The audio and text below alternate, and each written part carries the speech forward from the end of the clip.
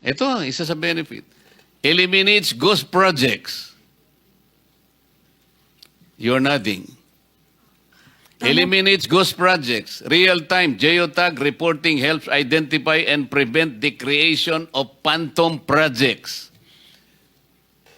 Meron kang access dito eh. Meron kang MYPS. Lahat ng system, lahat ng application nasa sa'yo. Paano nagkaroon ng ghost projects? Na 9,000 Real time nga ito eh.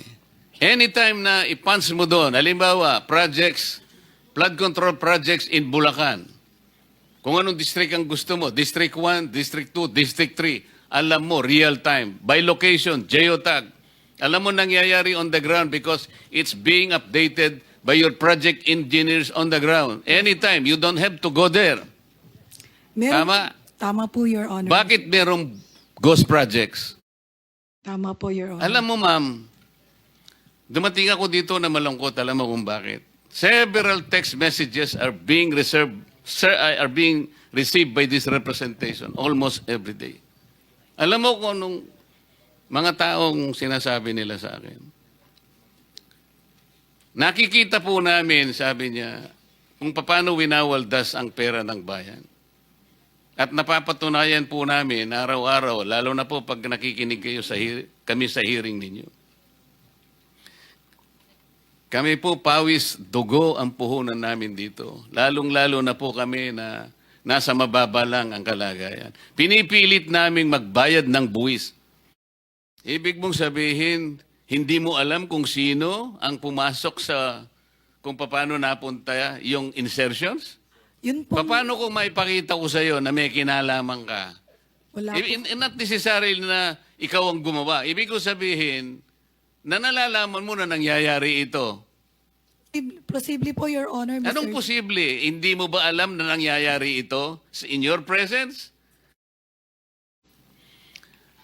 Ito nga yung tinatanong namin kanina pa, because in the last hearing, the TPWH already indicated to us that it will submit several cases of ghost flood control projects. Unfortunately, to our disappointment, bago nag-resign si Secretary Bonoan, tinext ko siya eh. Yesterday, nung isang araw pa, kasi nga dalawa lang ang kanyang ibinigay sa amin.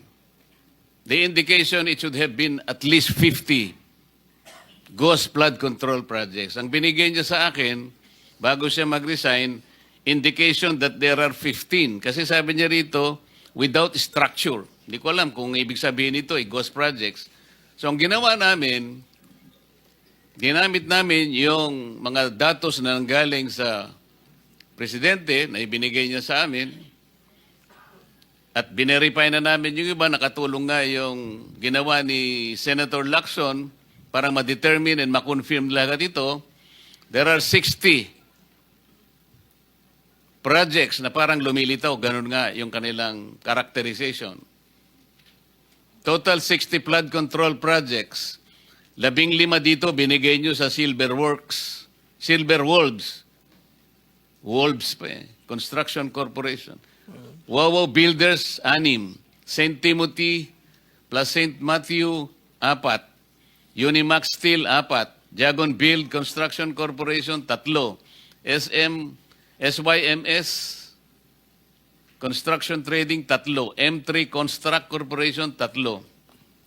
Darcy and Anna Builders Trading, 3. MG Sanidan, 3. And several others with 1 project each. 60 projects na kandidato sa ghost projects. Yusek Cabral,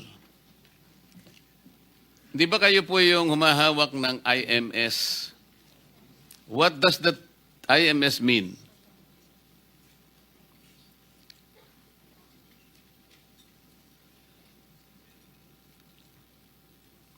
Your Honor, I think 2 weeks ago, nire-assign po sa akin ni Secretary yung Information Management System Information Management Service. 2 weeks po. But before that, it was lodged with the Undersecretary for Technical Services. Mabuti sinabi mo yan kasi ayaw ko na sana ang tanong kita dyan. Eh. On July 22, 2025, the IMS was assigned Opo. to Yusek Ayapana. Opo. Tama? Opo. Ayapana is handling... The Technical Services, Your Honor. Teka muna. Ayapana is handling National Building Code. Tapos ibinigay ni Secretary Bonoan ng IMS sa kanya. Nakakapagtaka 2 weeks later on August 6, 2025, paano napunta sa'yo? Ikaw planning service ka plus PPP. Tapos napunta sa'yo ang IMS. Hindi ko maintindihan. Kaya nagbibiro nga si Ayapana eh. Baka gusto mong kunin pa rin yung building code, sabi niya sa'yo, di ba? Tama What po. is IMS? Information Management Service, Your Honor, Mr. Chair. O ano nga ang ginagawa nun? Yun po yung nagmamanage ng mga system at mga computer system po ng DPWH. No, pero tentative yun, di ba? Walang ano yun. For budgeting purposes, For budgeting purposes po, ang kailangan lang nila mga computers, mga software, mga ganun po. kaya nga hindi siya reliable na pangbantay sa project. PCMA is Project and Contract Management Application. Tama po, Your Honor. Meron kang access dito. Lahat Diba? po ng executive committee members ay merong access po sa PCMA. Ikaw ang may hawak din ng MYPS. MYPS po, multi-year programming system ay under ng planning. Yung PCMA po ay under ng Bureau of Construction. Kaya nga, hawak mo pa yung RBIA. Ito yung Roads and Bridges Information Application. Yes, Your Hawak mo Honor. rin yung HDM4, Highway Density Management 4. Mga application po yan, yung RBIA po ay database ng lahat ng national road and bridges asset. Yes, ng ang tinatanong ko DPWH. lang, hawak mo lahat ito. Sa planning po. IMS, may access ka sa PCMA, hawak mo yung MYPS. Alam nyo kung bakit tinatanong ko sa inyo ito? Yes, Your Honor. No. The purpose of PCMA, to provide a centralized, efficient, and transparent platform for monitoring all DPWH infrastructure projects and contracts, including those by administration and negotiated contracts. Tama? Tama po, Your Honor. Yun ang purpose. As to functionality, sabi niya, real-time monitoring. It enables immediate tracking of project progress and immediate tracking of project progress and status. Number 2, geotagging requires photos with recorded geotag locations to be uploaded, providing accurate and verified data. E-logbooks. Engineers use electronic logbooks on mobile devices for field reporting. Data integration uses project identification structures from DPWH multi-year programming and scheduling. Ito yung MYPS. Ano ang benefits? Ito, isa sa benefit. Eliminates ghost projects. You're nodding. Eliminates ghost projects. Real-time geotag reporting helps identify and prevent the creation of phantom projects. Meron kang access dito eh. Meron kang MYPS. Lahat ng system, lahat ng application nasa sayo. Paano nagkaroon ng ghost projects?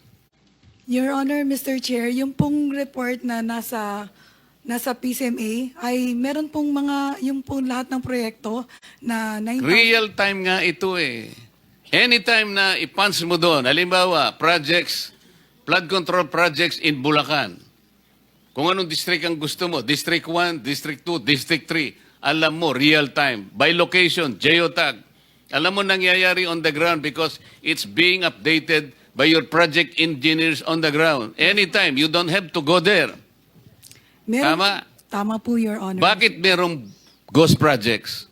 Your Honor, Mr. Chair, kompleto po yung mga data na sinubmit o Kompleto in-upload. nga sa inyo, bakit ang tanong, ba't may ghost projects if this PCMA is working? Ang sabi niya, the benefit is to eliminate ghost projects. Tama naman eh. Real time eh. As we speak, kalimbawa, kung hawak mo yung application mo ngayon, titingnan mo. Tingnan mo yung Bulacan. Alam mo lahat eh. Paano nangyari nga ito? There is now a list of a candidate of 60 ghost projects with us, subject to our verification. Paano nangyayari ito with all the systems intact in DPWH? Sino, for example, let's begin with the two projects, ghost projects you submitted to us. Up to what extent the liability may go? May datos po sa PCMA na in-upload yung project engineer, Your Honor, Mr. Chair. Ang Dun po- sinasabi ko, ma'am, let's not debate on this already. Ghost projects ito eh. Sino-sino ang liable? DE, Assistant DE, probably even the regional director, or the Assistant Regional Director, the cashier, the accountant, the resident COA auditor. Kasi nga, paano babayaran ito nang wala man lang? Asaan ang PCMA? Tama po, Your Honor. Alam mo, ma'am, dumating ako dito na malungkot. Alam mo kung bakit? Several text messages are being received by this representation almost every day. Alam mo kung anong mga taong sinasabi nila sa akin?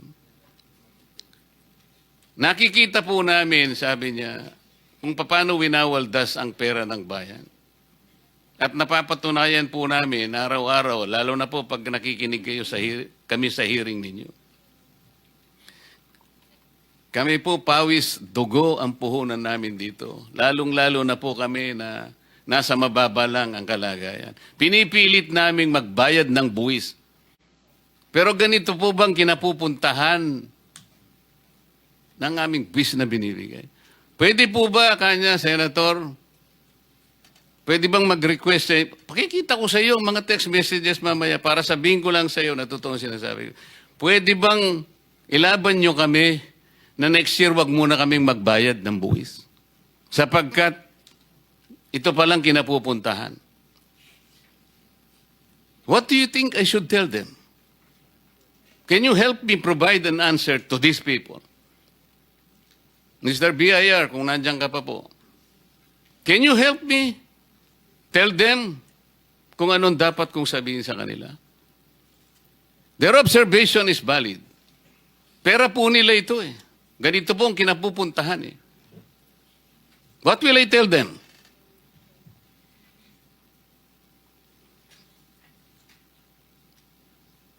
Yes, ma'am.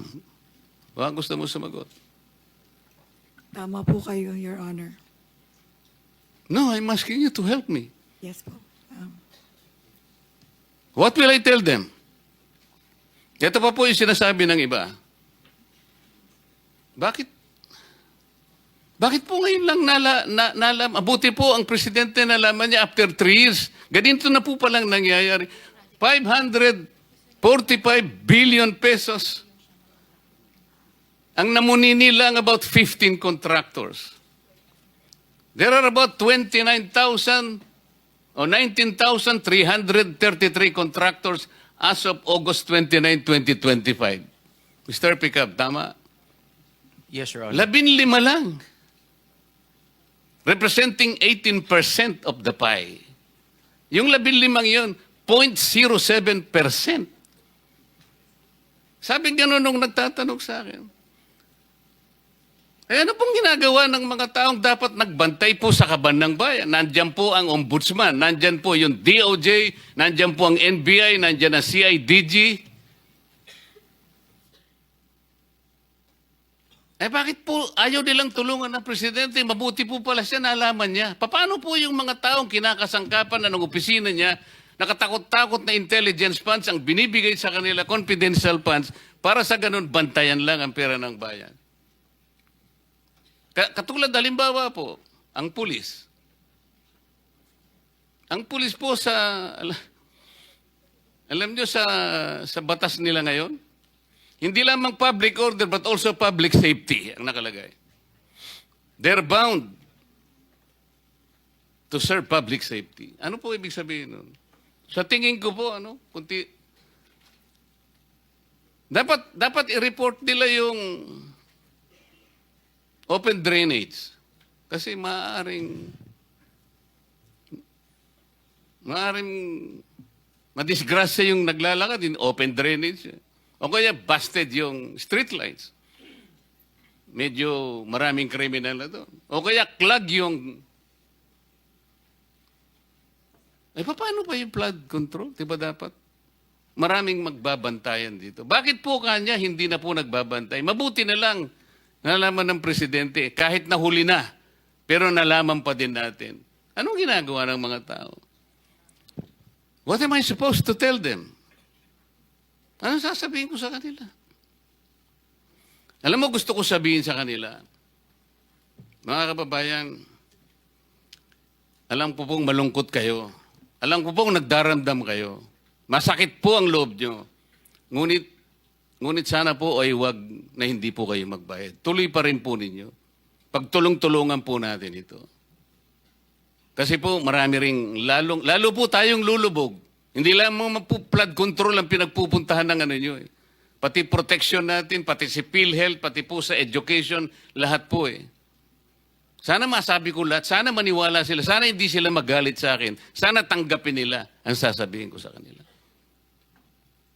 Pero kayo po dapat eh. Kayong nahaharap dito eh.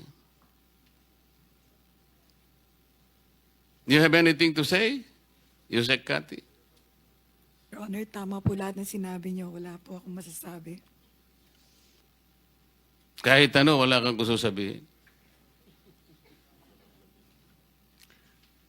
Yun pong PCMA kasi... Kasi ang gusto ko sana, tingnan mo na lang ha. Kasi wala yung DBM eh. I-reserve ko na lang sana yung tanong ko eh. Bakit po yung... Meron po bang DBM dito? Yun pong DBM, magsasuggest po ng ceiling ng NEP sa DPWH. Tama po.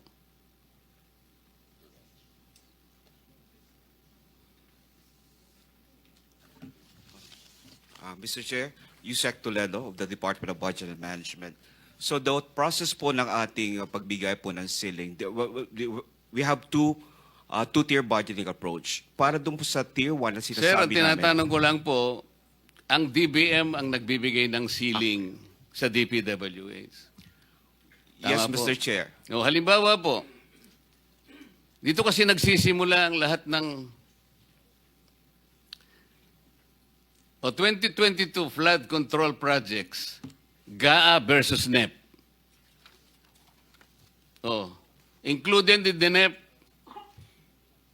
2023 po ito Yes. Check your records. 2,718 projects, ang total 139.4 billion.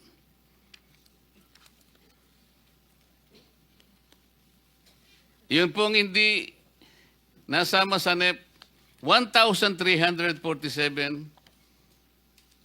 69,509, 69.5 billion. Bakit po nagkakaganon? Bakit ang lalaki po ng... So grand total, 208.9 billion. Samantalang nilagay nyo lang, 139. 2023, ang NEP po ninyo, 154.4 billion. Ang naging total, 280.6 billion. Ang wala sa NEP, 126 billion.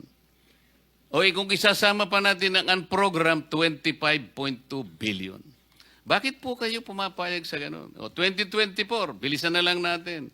NEP, 170 billion. Wala sa NEP, 178 billion. So ang naging total, 349 billion.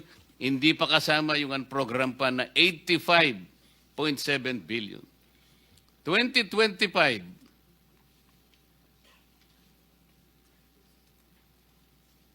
NEP, 208.9 billion. Hindi included sa NEP, 137 billion. So tingnan po ninyo, sir, Yes, sir.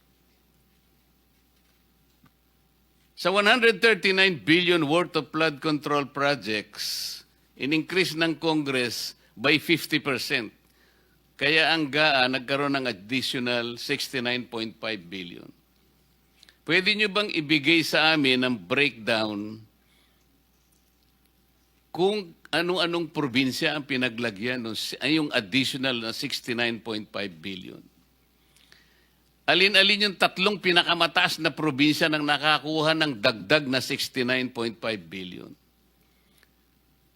Sino po ang nag-receive ng pinakamarami dito sa 69.5 billion? Gaano karami dito ang merong SARO?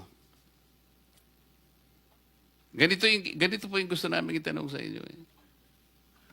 May I answer, Mr. Chair? Yes, Mr. Chair, we'll provide you with the list of the SARO that we have released. As a matter of fact, all the SAROs po na release po ng DBM is already available on the website. But just the same, we'll provide you the list of those SAROs, Mr. Chair. Ito po ang tinatanong namin. Ito po yung ceiling lang ninyo eh. Bakit po biglang lumaki? Minsan doble pa. Sino ang nagmamanipulate nun? Paano nai-increase yung NEP na binigay ninyo? Yeah. Mr. Chair, as to the changes and amendments of the budget, we would like to inform you that the job of the DBM po will end the term of the preparation of the budget once we submit the NEP. So, hence, the changes and amendments po doon sa NEP lies with the Congress already. Hindi na po namin alam yun, Mr. Chair. So, it's with the Congress already because... as Ay, hindi they po say- ninyo alam kung sino yung mga lumapit sa Congress para po madagdagan po yung ceiling na binigay nyo. Yun po yung gusto nating malaman eh. in the- Alam po namin yun sapagkat nagtagal din po ako sa Congress eh. Bagamat hindi naman ako kasali doon sa mga... Sino-sino po yung responsable na lalapit? Halimbawa sa iyo, Yusek, ikaw ang kauna-unahang nakakaalam kapag ka na-approve na yung GAA at ilan yung nadagdag na mga singitan dyan. Ikaw ang opisina mo ang kauna-una na sapagkat ikaw ang planning service. Tama o hindi? We know that, Mr. Chair. Hindi, Just to... tinatanong ko si Yusek. Ay, yeah, okay.